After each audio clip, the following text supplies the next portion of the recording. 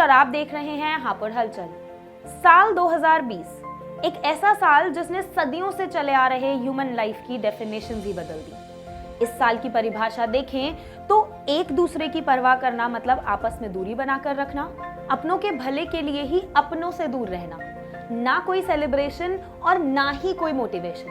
पूरी दुनिया ने इस साल को बुरा बल्कि बहुत बुरा बताया, पर हम इंडियंस के लिए क्या सच में ये साल इतना बुरा था? एक बार मैं सब रिवाइंड करके आपको 2020 के वो पहलू दिखाना चाहूंगी जिन्होंने इस सो कॉल्ड बुरे साल में भी इंडियंस को बहुत कुछ अच्छा दिया। शुरुआत करते हैं अपने ही देशवासियों से जो इंस्पिरेशन बने एज अ प्रॉब्लम सॉल्वर, यानी कि इस साल इंडियंस बेहतरीन खिलाड़ियों के रूप में सामने आए।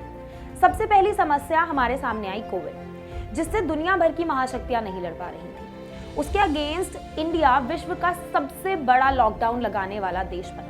दुनिया में पॉपुलेशन लीडिंग कंट्रीज में से होने के बाद भी हिंदुस्तान में लॉकडाउन का पालन किया गया और कोविड संक्रमण को काबू में रखा गया। प्रॉब्लम नंबर 2 और 3 लगभग साथ साथ आई। नंबर 2 इंडिया का बुरा मेडिकल इंफ्रास्ट्रक्चर और नंबर 3 माइग्रेंट वर्कर्स। पर देखा जाए तो दोनों ही सिचुएशंस में इंडियंस वॉरियर्स की तरह उभर कर सामने आए।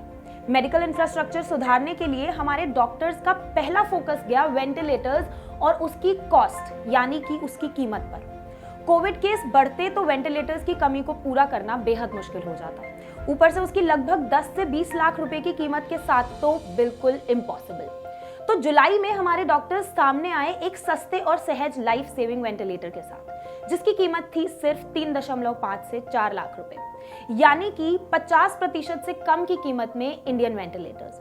साथ ही देखने के लिए मिला कि माइग्रेंट वर्कर्स पैदल ही अपने अपने घर की ओर चल पड़े हैं, जिसके सॉल्यूशन में दुख की बात है कि हमारी गवर्नमेंट चुप रही, लेकिन बॉलीवुड अभिनेता सोनू सूद एक मसीहे की तरह सामने आए।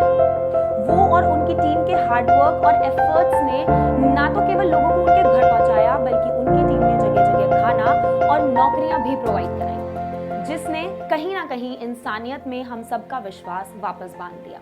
कई नौकरियां गई भी, लेकिन साल के अंत तक आते आते सिचुएशन काफी नॉर्मलाइज हो गई। हमने सिर्फ यही सब ओवरकम नहीं करा, बल्कि इस साल इंडिया ने अपना पहला हाइड्रोजन फ्यूल सेल कार बनाया।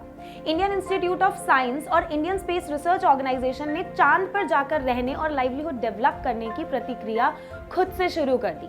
हिंदुस्तान के उत्तर प्रदेश में पहला ट्रांसजेंडर्स द्वारा चलाया जाने वाला मेट्रो स्टेशन बनाया गया और देश से बाहर अमेरिका में हिंदू ओरिजिन की महिला कमला हैरिस अमेरिका की पहली महिला वाइस प्रेसिडेंट बनी।